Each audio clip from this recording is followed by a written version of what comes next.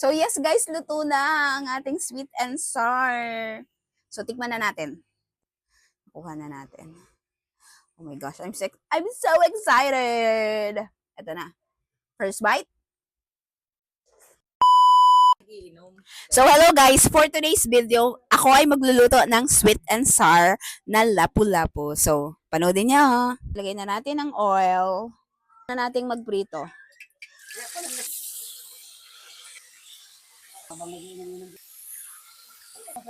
So yes, balik na rin na natin guys. So ang first batch, luto na. 100 plus lang. Bumili ka sa akin. Wag din naman na kailangang i-deep fry. So ito na yung ating mga ingredients. May pinya, may kamatis, and carrots. Ang ating sibuyas, bawang, luya, and siling, haba. Of course, the tomato sauce. May presyo pa. So, lagyan na natin yung used oil natin. Yeah. Ito yung ating bawang. Alright. Tomato. Lagay ko na itong pinya and carrots. Lagyan natin yung paminta. Salt. So, malagay na tayo ng tomato sauce. Alright. So, lagyan natin ng water para madagdagan yung ano niya, sour sea. Natin ng suka. Lagyan na natin ng sugar. Isang kutsara lang. Chili. Haluin na natin. Na ang sinasabi natin, ilagay na natin ang fish. May anong dala mong ulam?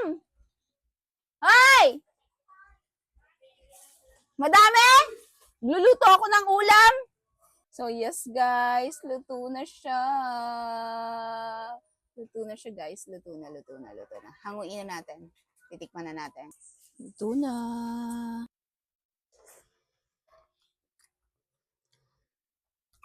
Ang sarap guys. Siyempre, luto ko to. Sarap. Panalo. Masarap din talaga. Pag yung talagang pinya na anong bibilihin mo, ilalagay mo. Ito is sweet and sour with a twist kasi mahalang siya.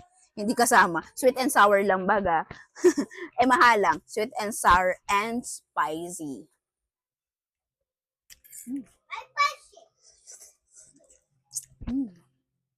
So bye guys. Thank you guys for watching. See you on my next video. Don't forget to like, comment, and share. And follow and subscribe to watch more videos! Paalam!